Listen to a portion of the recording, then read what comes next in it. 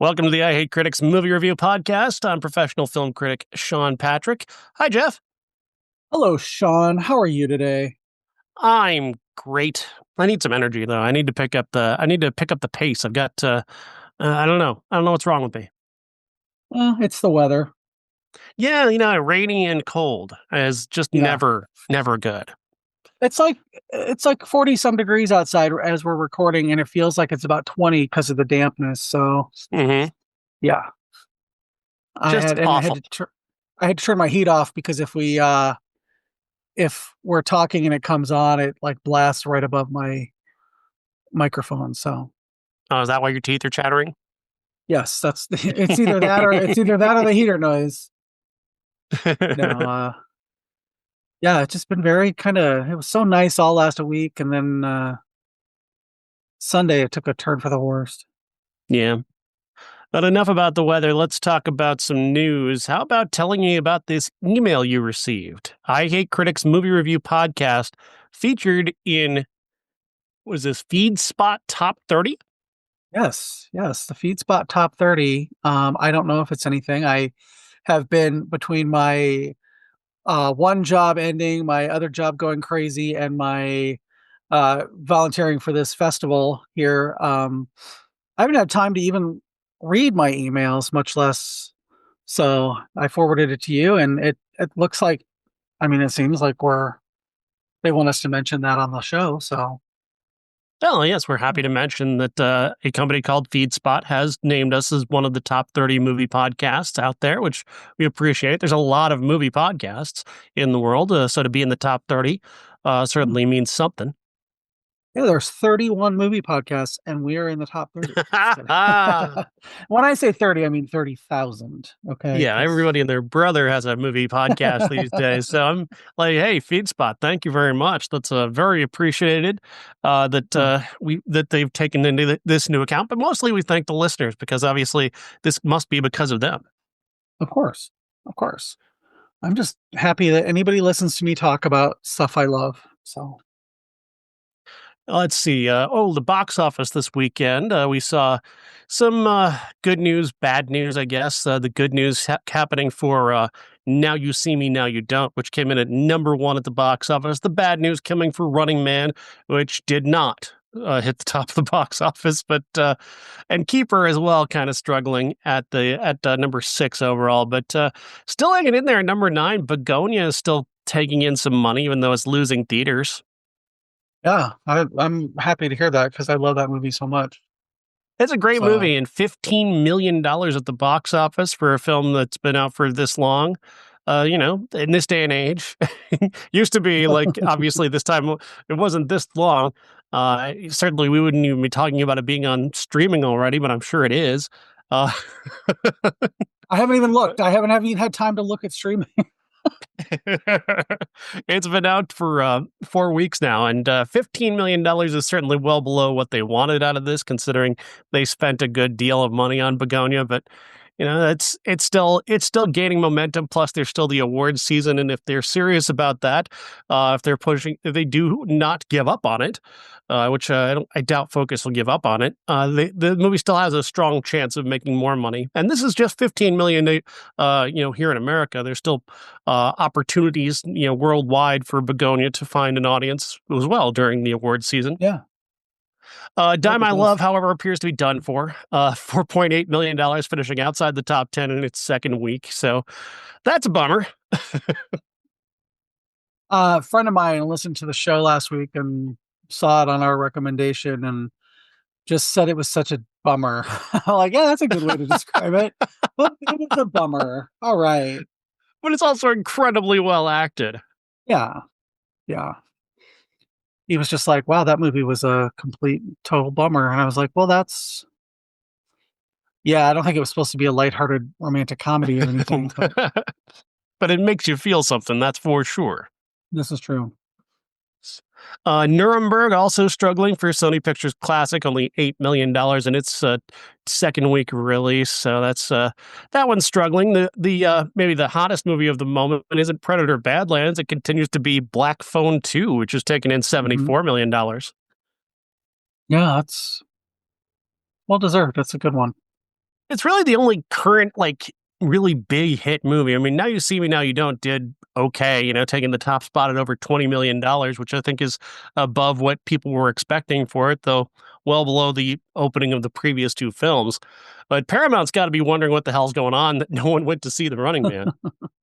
Yeah, I mean, it's I mean, I'm gonna say something kind of controversial, maybe that some people will disagree with me on, but it might be because it's Glenn Powell, and I've not ever really been a fan of Glenn Powell. He's good in some things. He was good in that. Um, but yeah, I don't know. Some people he just completely turns off, me being one of them. So maybe it was that. Maybe they're just like, but what do I Maybe, know? maybe, maybe you need a little more backup. Maybe they need a little bit more star power. I know Josh Brolin's well known, Coleman Domingo is well known, but they're not superstars that could, go that have his back in terms of box office push. Yeah. Yeah, that it was expected to do well. It was there were a lot of expectations for it to come up being a top movie over the weekend. Not the least of which was the $110 million production cost. Yeah. Hollywood has But gotten very good at losing money. you know what though? I mean, it is all on the screen. Mhm. Like every penny is on the screen, so that's something. Yeah, we'll dig into that in a little bit, but we're going to start with a movie only I got to see, which was Now You See Me, Now You Don't, which is directed by Ruben Fleischer and starring a whole bunch of people. Everybody from the first two movies is back, as well as the new guys who have been added to this cast, including Justice Smith, Ariana Greenblatt, and the kid from the Holdovers. Oh gosh, I forgot his name already. He's a great actor too. Dominic Sassa is the third young man. They get the attention of our magical horsemen by impersonating them, calling for a horseman comeback and holding a magic show in which they pull off some of their magic. This gets the attention of Jesse Eisenberg, who approaches them and asks them to join him for a major heist. They're going to target a diamond mine company owned by Gretchen Mol, which has ties to the Nazis, because of course it does. And they're going to take it down and rob it for all it's worth, which is just what they do. This is a classic magicians as Robin Hood story, as were the first two. And this movie is just as much fun as the first two. I like the first two movies of the Now You See Me franchise, and I liked this one a lot too. The magic is fun. The capers are lighthearted and fun. The cast is having a great time.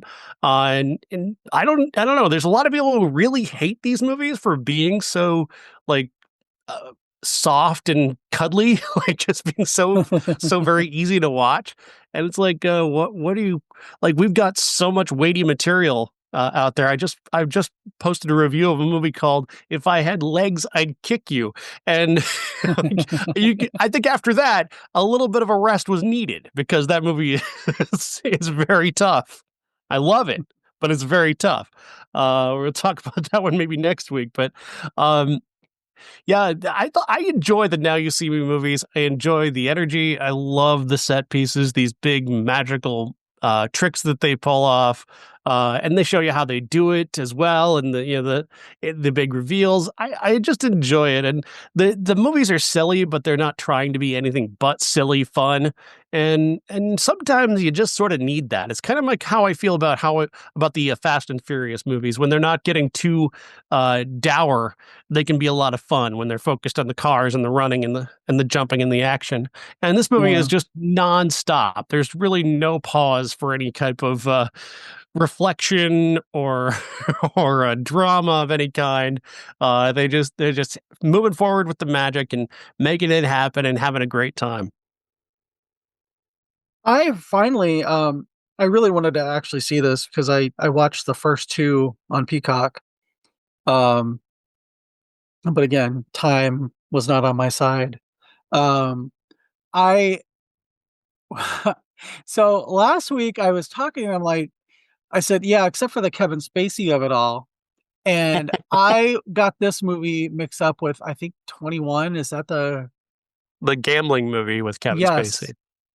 that's what I got it mixed up with. So I went into this with my arms crossed, thinking I'm not going to like this because I don't like Kevin Spacey. And surprise, surprise. Yeah, he wasn't in it. Yeah. So yeah, that was pleasant. Um, and yeah, they're not, like nothing too weighty or nothing too much. It was lighthearted fun, and it was what it was with all the twists and turns, um and then the second one, you get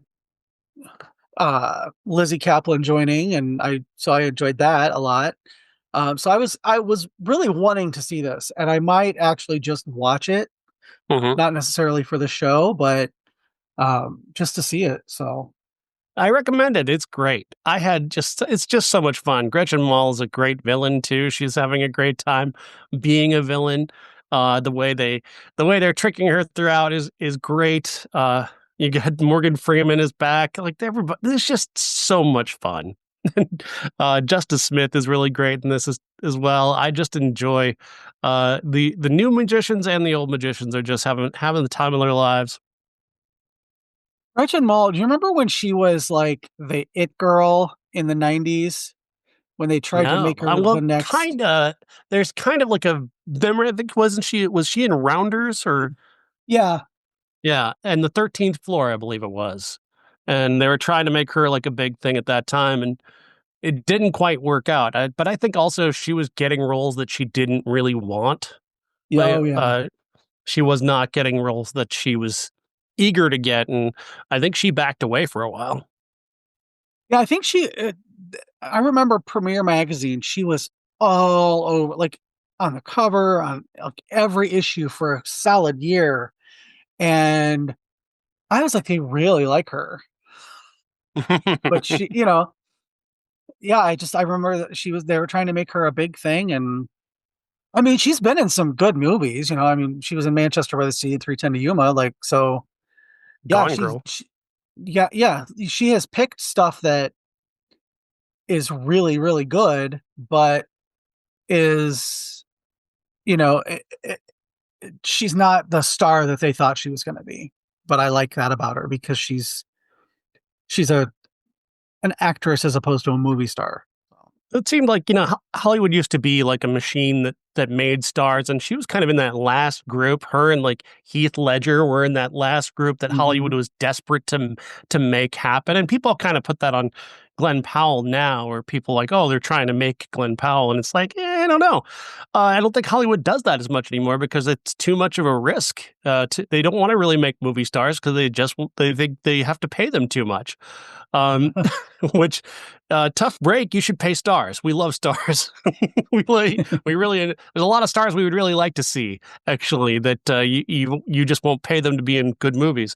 But but back in the day, yeah, they used to do things like that. Like there would be stories just popping up about Gretchen Mol or Heath Ledger, people like that being made into stars, and it was always these, kind of old school executives from the 1960s who thought that Hollywood hadn't changed and they could just put out a bunch of stories and the American people would just buy into their newest big star. And no, we were far too cynical by then Oh to yeah. buy into that.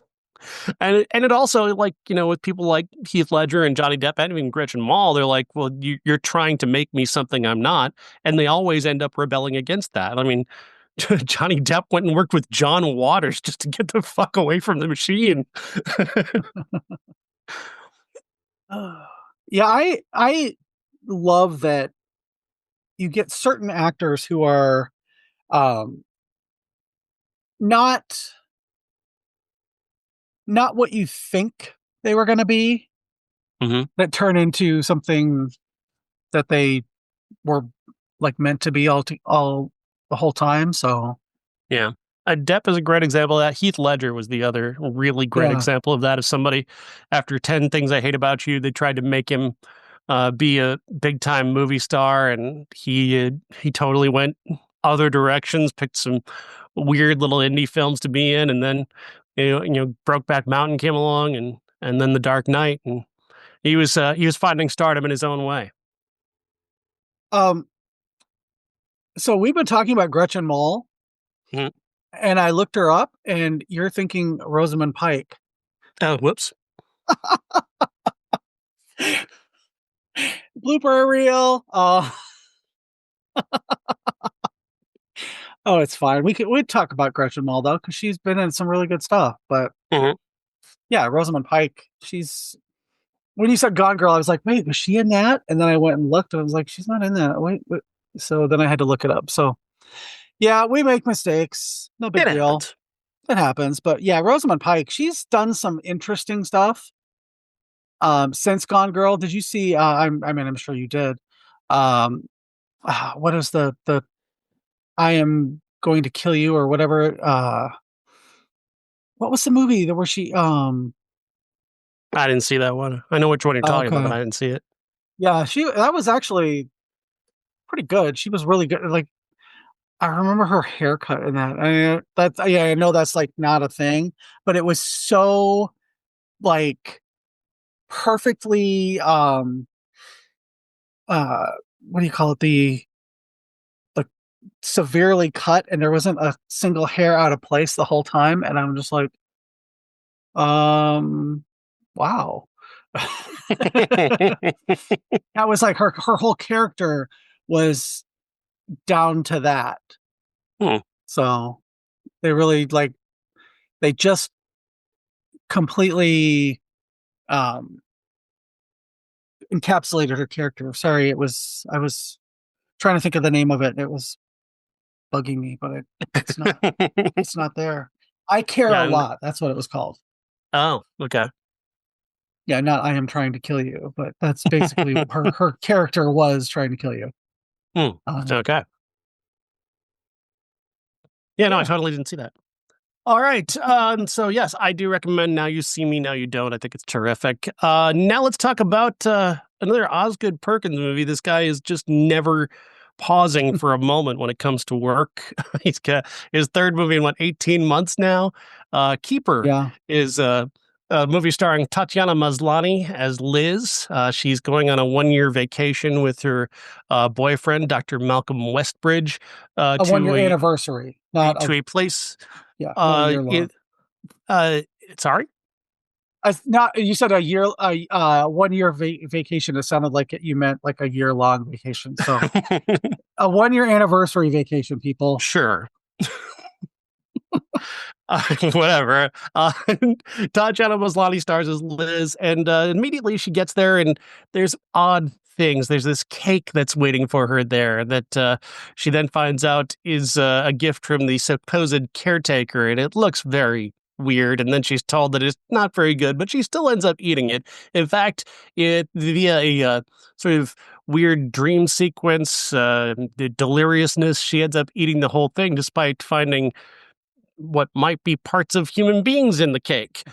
She then continues to have these weird encounters throughout this time. Her boyfriend decides to go back to the city while leaving her there all by herself for a time, where she continues to have more unusual interactions, including another interaction with the boyfriend's obnoxious cousin Darren, played by Burkett Turton, and this is not nearly as successful as The Monkey or um, Long Legs, but it certainly does have its moments. I think Tatiana Maslany is awesome, and she's like completely magnetic. And I was with her the whole time, but I just don't know if this movie really sticks the landing the way that the other movies did, like Monkey did, and the way, of course, Long Legs did.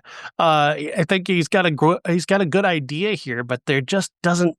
I think it's something about Ross of Sutherland as Dr. Malcolm Westbridge. I didn't like him. I didn't buy their chemistry. I didn't buy them being even remotely interested in each other.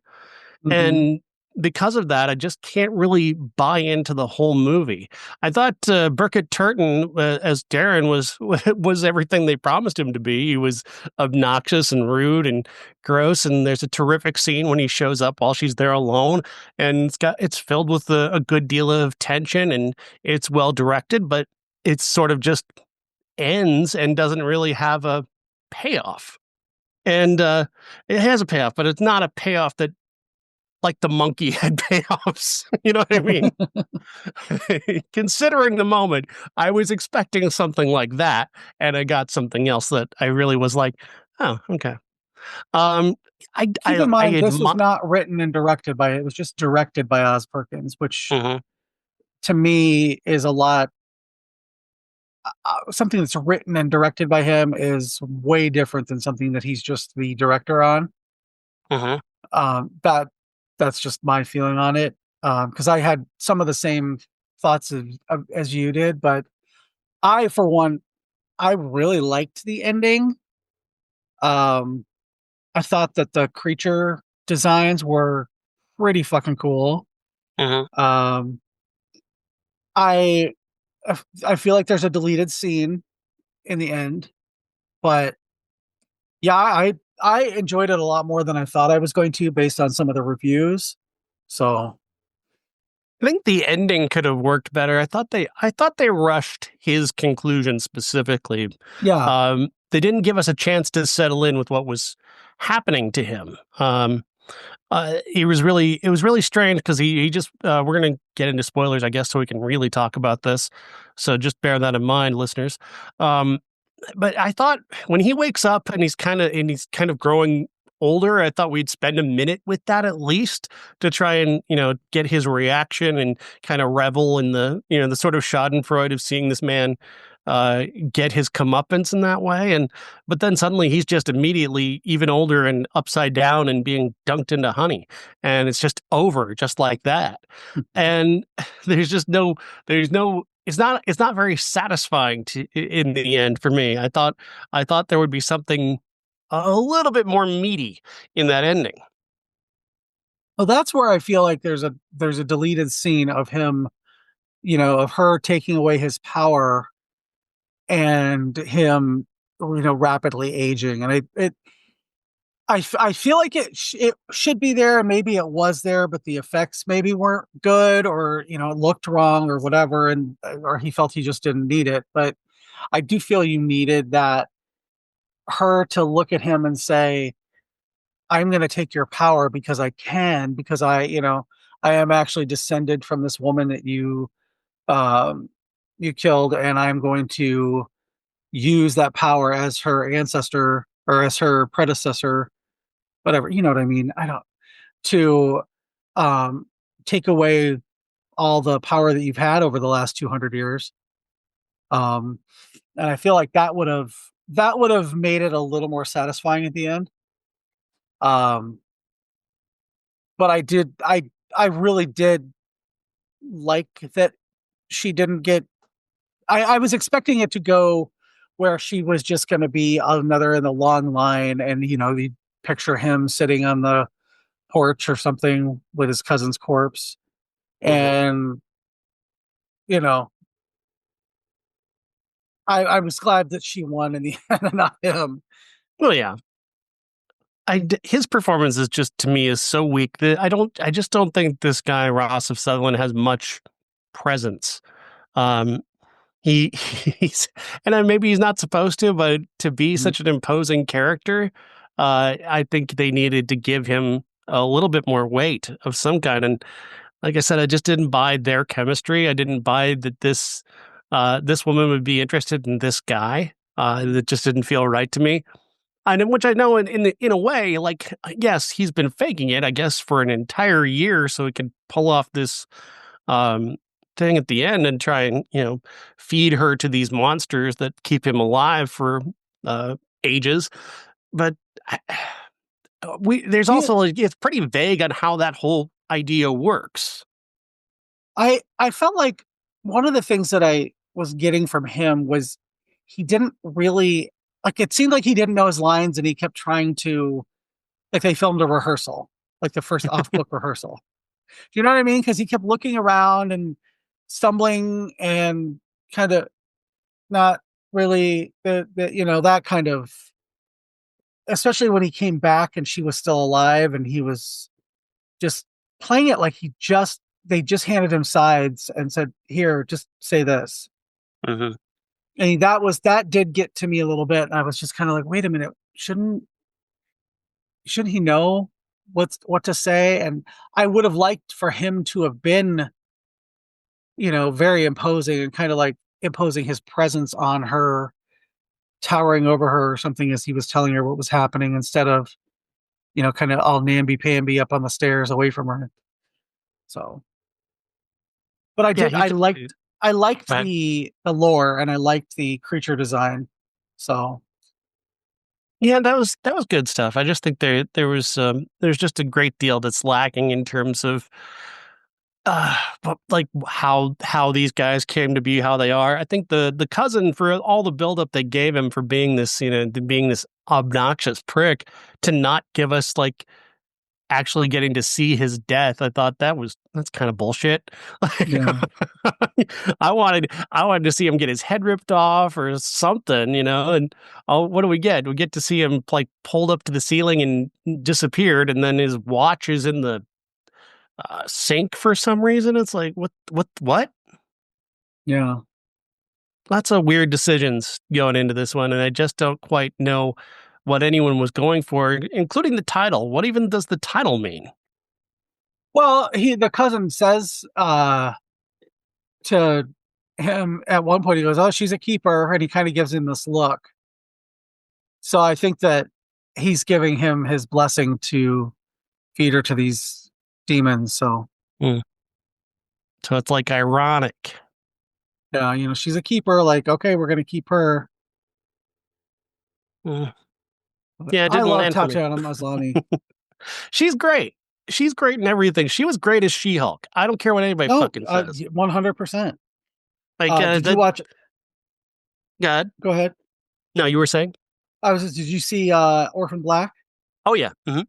Yeah, I watching that show. I said I will watch anything she's ever in because I just think she's great. When she showed up with the monkey, I was ecstatic.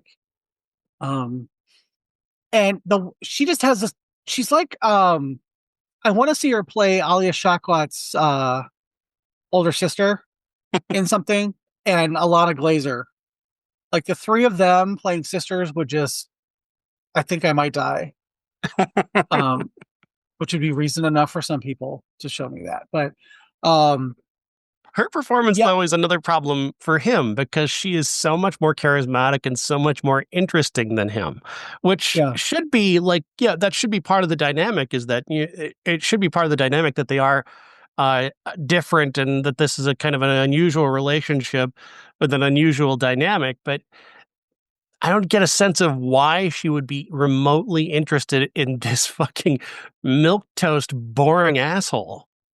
yeah, yeah. I don't. I he's a non-entity, but I think um, in a way, maybe that's the point. Like maybe it's how like boring white men get all the breaks, Uh-huh. That could and work, but I again, it just didn't. It's yeah, like you said, he just doesn't. He doesn't feel like he's all in. mm-hmm, Let's see. Trying to find something that I've seen him in before. I did see Possessor. I don't remember him in it. I do remember him in Orphan First Kill, and he was really not great in that either. yeah. I don't remember that like him in that either. So I mean, he is Hey, Donald Sutherland's son. is he? Yeah, but I don't know That's his. not enough. Yeah, that's he doesn't seem to have the presence of like Kiefer, Mhm. but I don't know. Maybe in the right thing he'd be fine, but I don't know. Yeah, that's just seeing. There's kind of part of this that feels sort of thrown together. Like they made this into they started shooting this while the monkey was paused due to the writer's strike. They went up to Canada and Hmm. made this off the books, uh, so they could keep. And I get it, they did it so they could keep the crew paid. So Yeah. I do understand that they weren't trying to be anti-union. At the same time, that does still feel a bit on the shady side of things, but Yeah. it feels like they kind of maybe rushed this a little bit to get it done, just so they can get it done before production could restart of the monkey, and then they went back to the monkey, and then they came back to this, and it's like I'm not sure if that was the best development process for this particular movie. Yeah. I don't know. Ultimately I enjoyed it, but I not without the faults. And So, especially when you consider every other horror movie we've got right now, oh this yeah, one yeah. really falls short. This really falls short of, well, obviously, of Oscar Perkins is already his output already, but then literally every other horror film that we've had this year that has really just been quite brilliant. It's a very, very good year at the movies. Hmm. Yeah. All right. Let's move on to our two movies that we have remaining. One big release and one classic, and they're both of the same title. The Running Man stars Glenn Powell as Ben Richards. He's been blackballed from every job available in this dystopian future that he lives in because he tried to be a good guy. He saved a guy's life, and he reported it and talked to a union representative, and this got him blackballed from every job, which couldn't come at a worse time because his wife is working a terrible job at a bar that she's barely above stripping, and he's got a daughter that is ill and needs medicine that they can't afford. So he decides to throw himself at the mercy of the network run by Josh Brolin. They've got multiple different game shows that people can play. The key is that they're both humiliating and potentially dangerous. The most dangerous of all being the Running Man, which if you can live for 30 days while being chased by hunters, you can win $1 billion.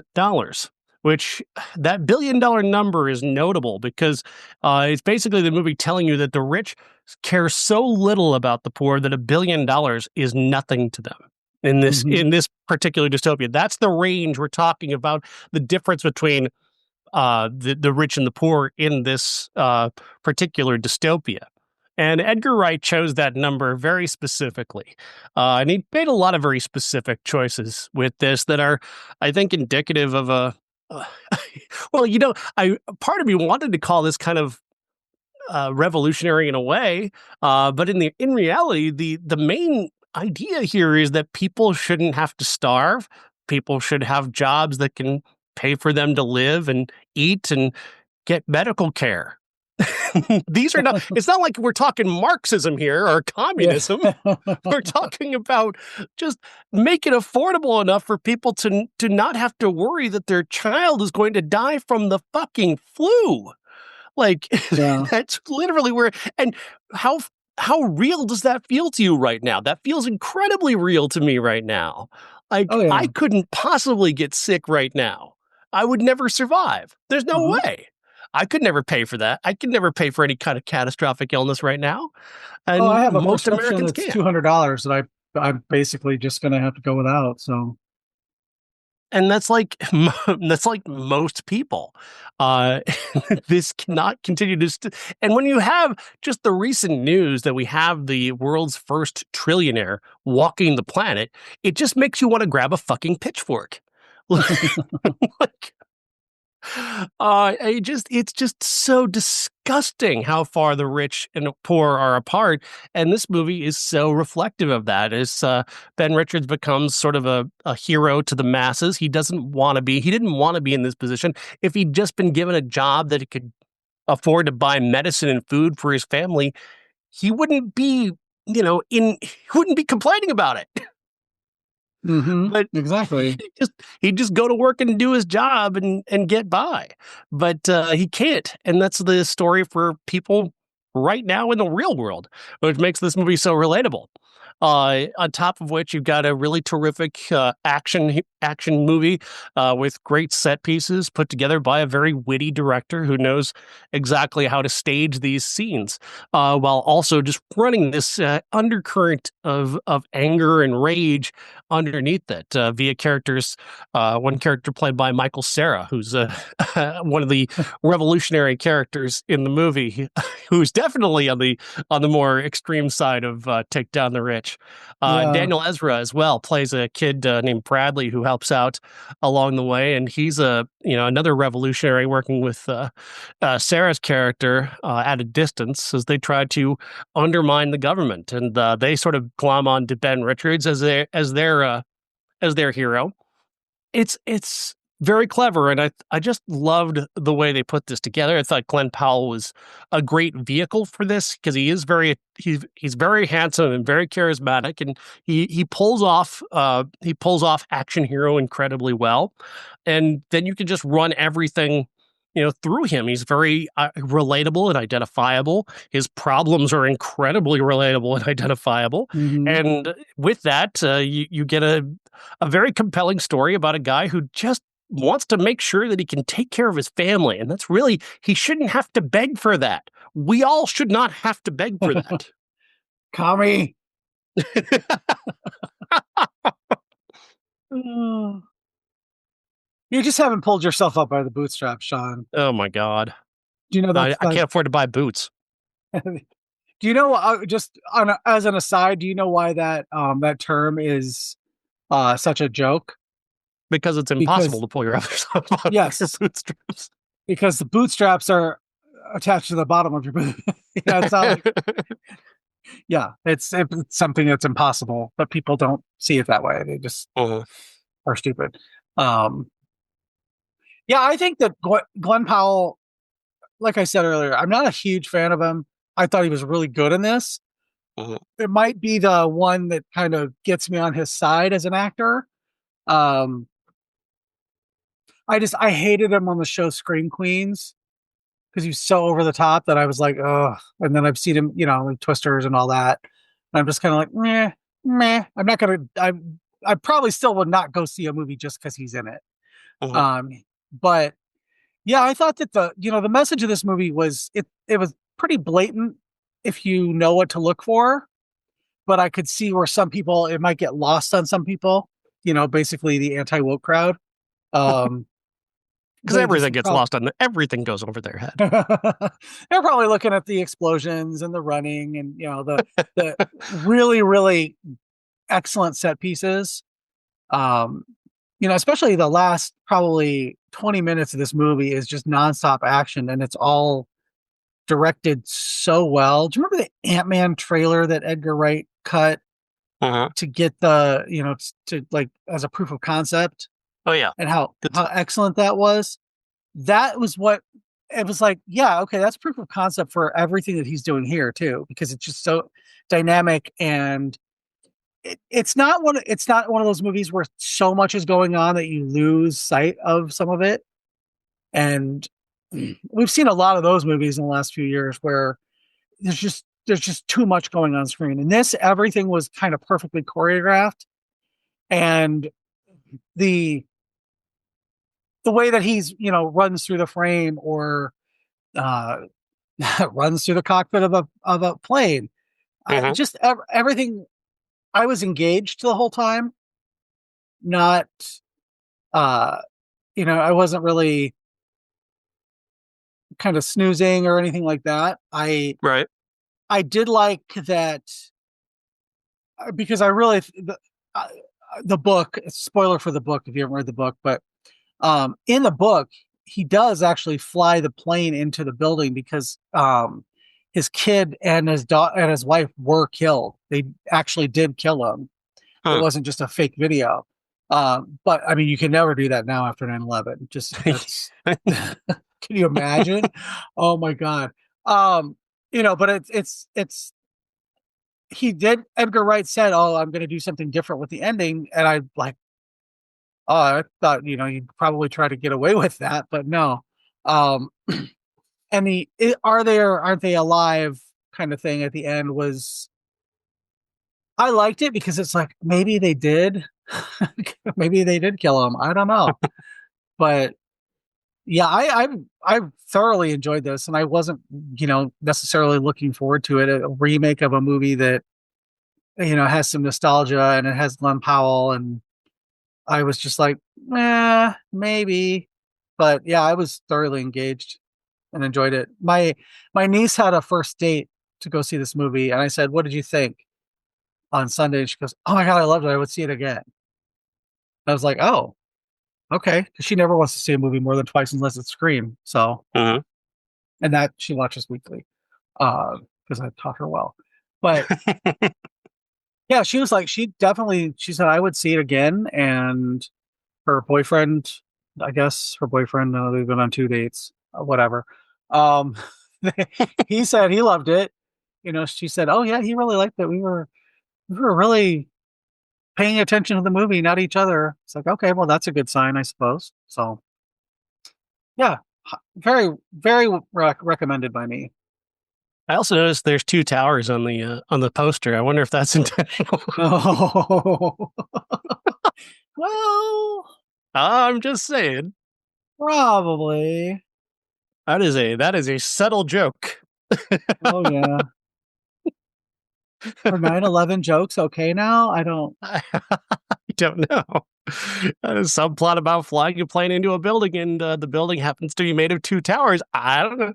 It's just One thing, the one thing that I was really, really, really like wondering about is that Michael Cera's actual facial hair? Can he grow that much facial hair?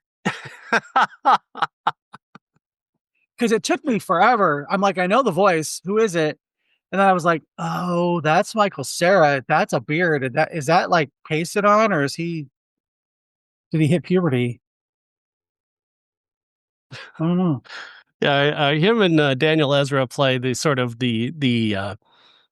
characters that were from the first movie that were revolutionaries. They're playing those characters, but they're not in the Running Man. They just help Ben Yeah. Richards, the Running Man. Edgar Wright has made some interesting decisions that he's sort of changed things around that I think strengthened the story a little bit from the original, and uh, especially those two characters I thought were incredibly well built because they have similar struggles to Ben Richards himself. Michael Cera is dealing with the fact that his father was a good cop who refused to be a fascist and ended up dead because of it. He's then Daniel Ezra's character Bradley has a sister who is very very ill.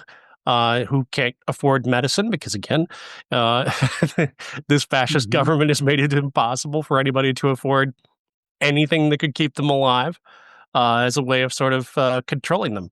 And economic control over the masses via starving them is a pretty classic fascist tactic, one we're seeing play out before our very fucking eyes. Prices are down. What are you talking about? Somebody said that a couple of the retailers were on, CNBC or whatever it is, and saying, "Oh, we're going to lower prices on groceries and all that." And I was like, "Do you remember in 2021 when we had quote unquote supply chain issues and all the prices on everything went up? And what of those prices came down? Which ones? None of them. So Uh-huh. don't hold your breath for prices to ever come down on anything." I collect Star Wars toys, and the 3 3/4 inch ones. When they first came out in 1978, they were $1.97. They are $20 a piece now for a regular 3 3/4 inch figure. Those are never that was a three that, and they were 16, $17 before. Now Walmart has them for 2024. I'm out. Sorry, but Uh-huh. like the prices are never coming down. And they say, oh, they're so much more expensive to reproduce. I can't imagine that. So, You would what pisses me off though is that whenever they talk about the prices going up, they always talk about how we, the people, need to tighten our belts. Well, what about the mhm. fucking assholes who have these products that have them at such prices that we can't afford them? Why don't you talk to them about maybe, I don't know, cutting back on their profits a little bit? Yeah. The Starbucks CEO who made $96 million last year. We Yeah. are boycotting Starbucks for sure. Yeah, no, I was all set to go there. That I heard they were on strike, and I'm like, fuck, I can't go there now. Now don't forget to remind me. We're gonna do a final. update on the Tron 3 3/4 inch figures that we talked about after we talked about our classic. Oh, wow. All right. There's an update. There's an update. Well, speaking of our classic, it is The Running Man from 1987, starring Arnold Schwarzenegger as Ben Richards, the same named character as Glenn Powell is playing. This time, however, he's a soldier who refused to fire on people who were taking part in a food riot. So his fellow soldiers did, and then they blamed him. He went to jail, but he managed to get out with the help of a couple of revolutionary characters, and ends up finding himself on The Running Man, run by Damon Killian, played by Richard Dawson, sharing the same last name as Josh Brolin's character in the new Running Man. He's going to have to survive this gauntlet of killers that include guys like Jim Brown and Jesse Ventura and just a whole bunch of big, scary dudes who are out to try and kill him and his friends. Along the way, he meets Maria Conchita Alonso, who first thinks that he's a killer, but then comes around to figure out that the government has been lying about him and finding out he's a good guy, and she ends up becoming his love interest after she gets sent into the Running Man area. Mick Fleetwood's in this movie, which is wild. It's Always playing himself. He plays a character named Mick. Yeah, he's playing Mick, and he goes, when he sees Schwarzenegger, he goes, "You're one of the cops who busted in on all my mates and burned all my songs." So I'm like, oh my God, Mick Fleetwood is still alive in the future. Director Paul Michael Glazer apparently a big fan of Fleetwood Mac, because he got Mick Fleetwood, and then Dweezil Zappa's character is named Stevie. Mm-hmm. Yeah. This is if you once again, I just did a piece for Vocal that was all about how people on the right tend to miss messaging in movies, that their media literacy could use a little bit of work, because they look at movies like this and they think that this is just big dumb action hero doing big dumb action things. But the reality is a fascist government frames an innocent man, takes away all of his opportunities, and forces him into a situation to survive. And he's going to take them down. And what happens at the end of Running Man is basically, I mean, if you fast forward past the credits and stay in this universe, it's one where the rich are going to have to come back down and talk to the poor now because of this. Mm-hmm. You know what I mean? Yeah. And that's this movie. It's Demolition Man. It's They Live. It's all of these movies where they're these kind of seemingly big action heroes are actually fighting the woke fight against the ultra rich. And these people who keep pointing to people like Schwarzenegger and Stallone as these ideal, conservative characters, not really. I mean, especially like something like this movie and something like Demolition Man. Again, Demolition Man, if you fast forward past the credits and stay in that universe, the rich are going to go down. They're going to have to give stuff up and welcome this new group of poor people who are emerging from the sewers to take back the country. Mm-hmm. Yeah, it's weird for me who, I read the book and all that years ago, and they turning this into a Schwarzenegger movie as opposed to a, more of a treatise on the themes of the book, which were really, really bleak, to make it, this flashy thing. And I think that I always liked this movie when I would rent it, just because it was flashy and it was Schwarzenegger and all that. I was a kid. I think that Richard Dawson is the perfect choice for this, because he was really like that in real life, apparently. That kind of smarmy, rapey kind of game show host. Yeah. Don't kiss strangers on the mouth. Just don't. Yes. Just don't. Yes. I don't care about the circumstance. Just don't do it. Exactly. Unless they specifically want you to. Yeah. Consent is sexy, Richard Dawson. You're Richard Dawson's corpse. Ashes, bones, whatever. Yeah, so I thought, by giving the game show host an actual game show host of Starism, I feel like that kind of ramped up the satire of it all. Mm-hmm. And the original story is not a satire the way that this particular version of the story is. Even more so than the one we just talked about, the one that came out last week.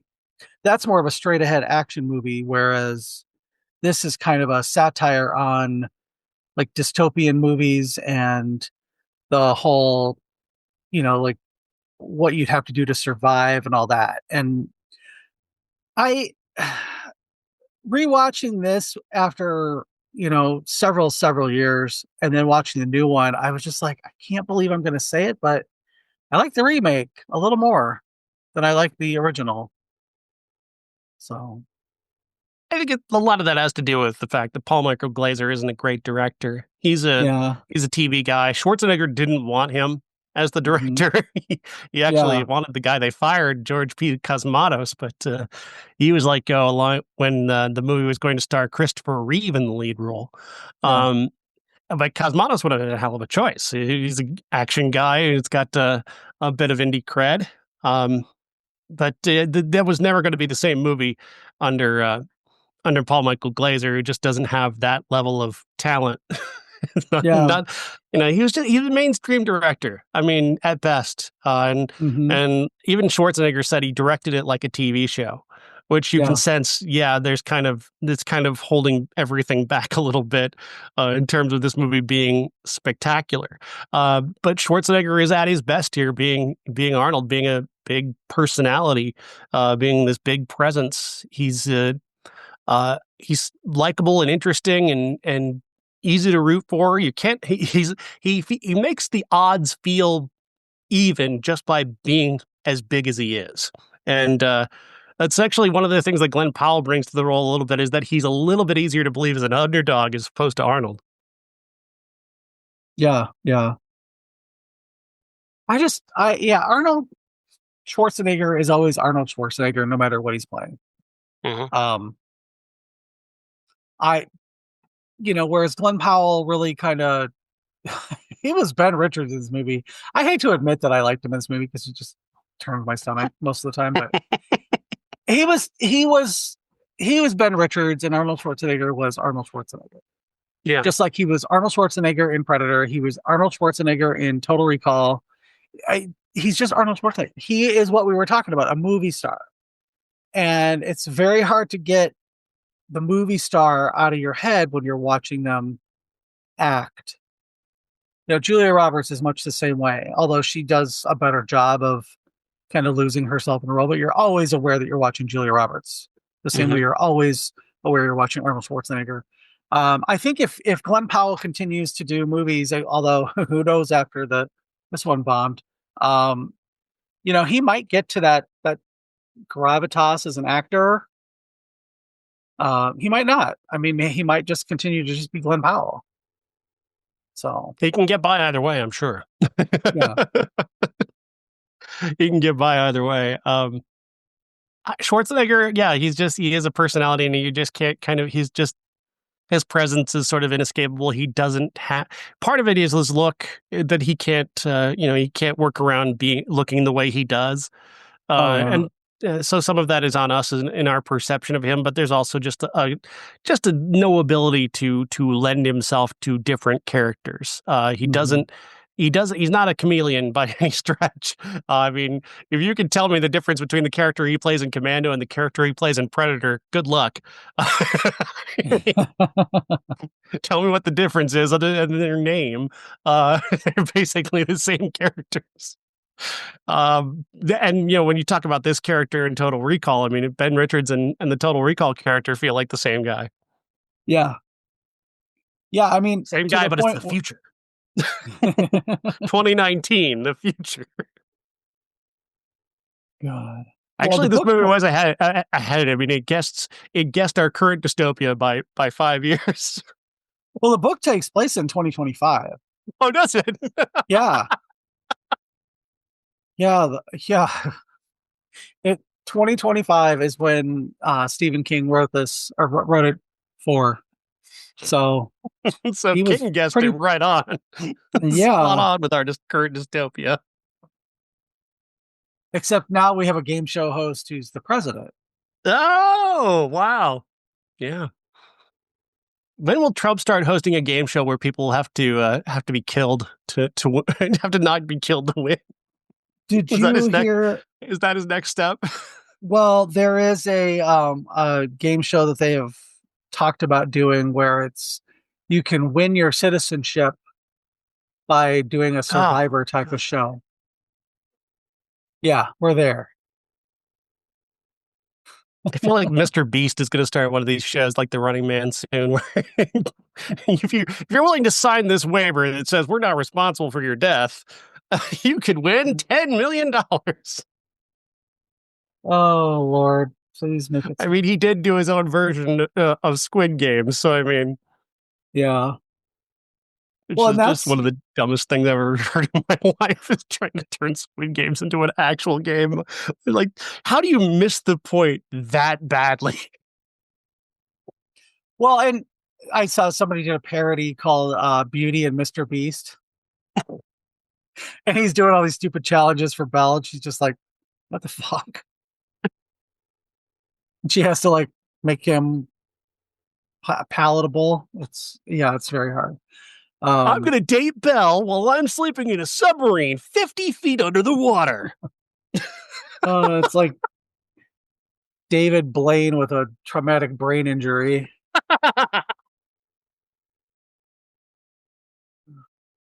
and not nearly as good looking. Um, yeah, I again, I just I watching this movie after so many years away from it, it's like, the movie that I thought I had seen was Total Recall. Yeah. You know, the exciting, fun 2 weeks, three boobs, that kind of stuff.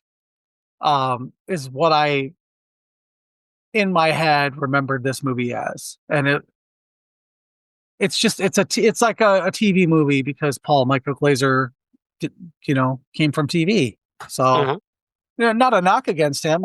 He's gotten to be a decent director, but just Never going to be this a director was with a signature style or even really a oh cinematic style. Like no, he can put together the widget, but he doesn't know what it does. yeah, he's a TV guy through and through, and there's nothing wrong with that. I mean, No. you know, And even with his level, not necessarily of incompetence, but just like competence, I guess is what you want to call it. The lack of artistry, you can still find like the idea behind it all, the dystopic idea of a future where people are but where the people are oppressed by the government and their their hope has been replaced by this massive, deadly spectacle. Like even the politics, the woke politics of it still come through.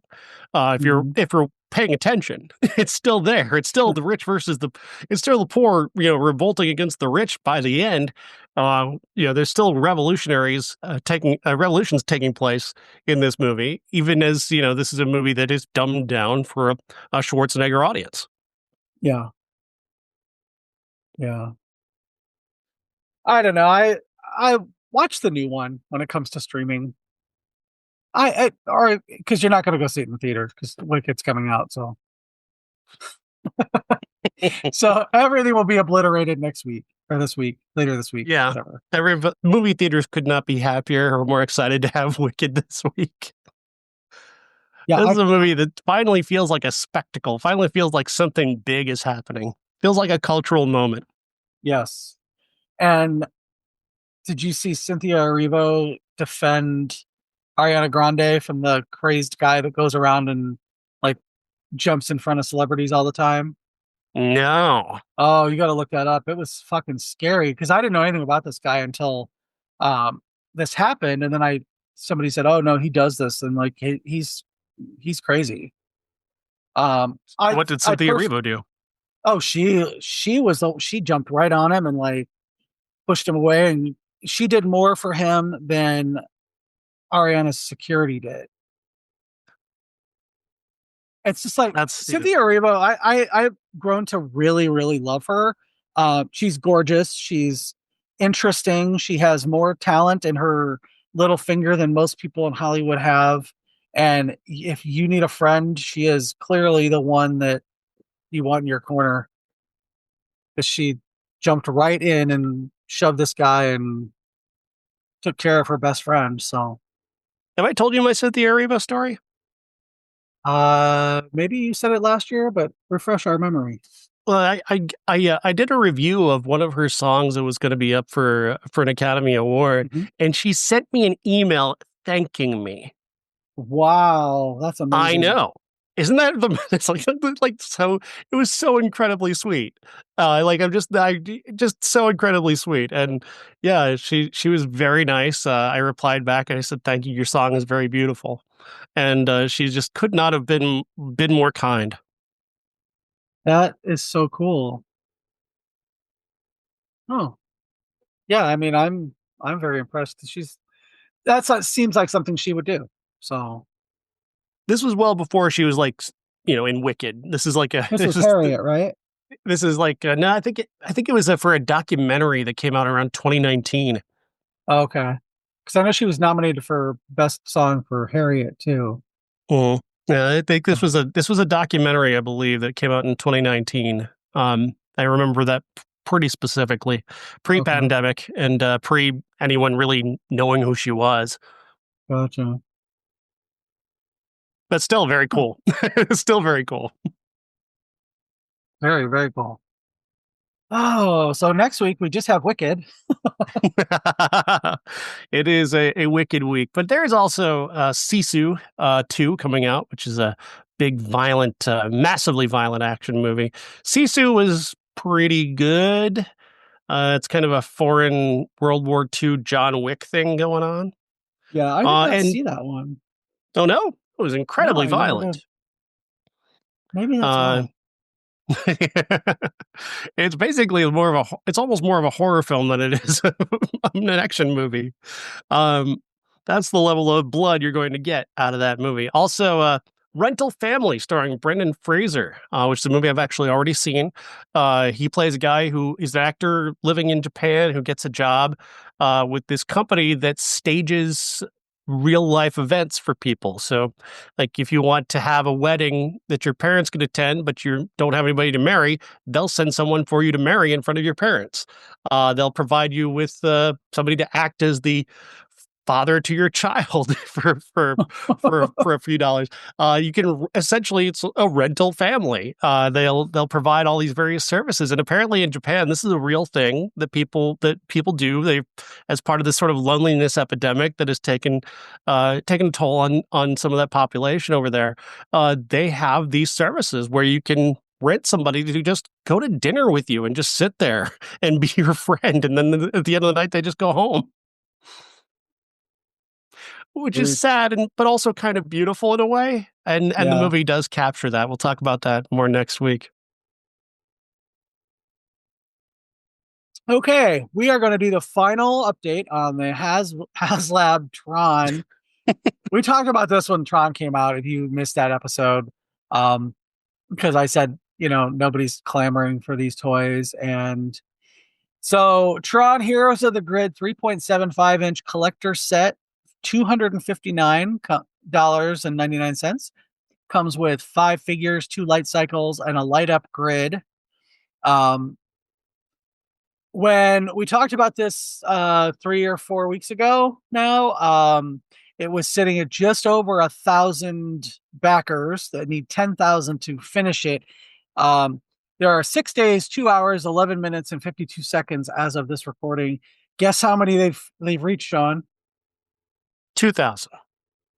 1,175. There is no possible way this is going to get made. Yeah, that's not happening. And I said Which this when we reviewed Tron. It's a nostalgia for some people, but it was a crappy movie that kind of took off because it was groundbreaking animation for the time. So I stand by that statement. it's nostalgic apparently for about 1,000 people. 1,175, Sean. To be specific. These things usually like the last Star Wars one was a Republic gunship, and it didn't look like it was. It looked like it was maybe gonna make it, but probably not. And then in the last day they always add, like a bunch of last minute ones. I don't see this one getting up to 5,000 though. Um, maybe, but doubtful. Seems unlikely. I mean, I do think Hasbro is smart to do stuff like this, though, making sure that there's actually a demand for these things before they spend money to Yeah. create it. Yeah. And that's what, like the first time they did a Has Lab, which is their crowdfunding one, the first time they did was the Jabba's sail barge, the Katana, which I have. I did back it because I love the Jabba the Hutt sequence in Return of the Jedi, which is still my favorite Star Wars movie. Yes, um, because of the Jabba's palace creatures. I was it was $500 and I backed it on day one, and I couldn't be happier. It is one of the centerpieces of my collection. But they blew the numbers out of the water. Um, the last one they did before this gunship that just funded, that I just received the Cantina, the Tatooine Mos Eisley Cantina. Um, it's a beautiful piece. I am, and they came with specific figures that have never been made before, and I think that helps a lot too. Hmm. But the Star Wars 3.75-inch always funds. Um, the They did a 6-inch figure, Rancor, that just barely missed it. Like by a cup, by maybe 600 at the very, Mm. very end. But um, I think this is stuff, they're trying to prove that this stuff will or won't work. Because they've had some, there's some stuff that they've put out that just really bites it. And we have currently we have a Lando Calrissian 3.75-inch figure in his Bespin outfit, one of the core four, you know, Hmm. the human characters. That came out in 2021 in October. I remember that I saw it for the first time in stores. Uh, Walmart and Target and the bigger stores, they regularly clearance out their stock. Um, and most of the time, after a couple months, they clearance out their 4-inch figures. This has never, and I talked to the one of the managers of toys at one of the Walmarts locally here, and she said, I don't know why this has never been. It's specifically not up for clearance. They packed it four to a case. It came out. It was $9.99. Every subsequent price increase that they've put on these figures, these 12 Lando Calrissians at the Moline, Illinois Walmart have gone up. They're now sitting at $20.24, and they didn't sell at $9.95. What do you think's going to happen? Mm. Nothing. So a proof of concept, that Lando's a core four, you would think, but they packed him four to a case, which is the death sentence for any figure. Ah, They've never done that since. They've never packed four to a case, to my knowledge, unless it's a yeah. silent case of like stormtroopers or whatever. But for something like that, you would think it would sell, but they have really bit it with some of these larger things. They go to Yeah. clearance, they go to Ollie's, they go to Ross. Um, Stuff that people may or may not want, but $259.99 for this set is way too much. No, that So was a pipe dream thinking they were going to get that, especially after the movie tanked. yeah, All yes. right.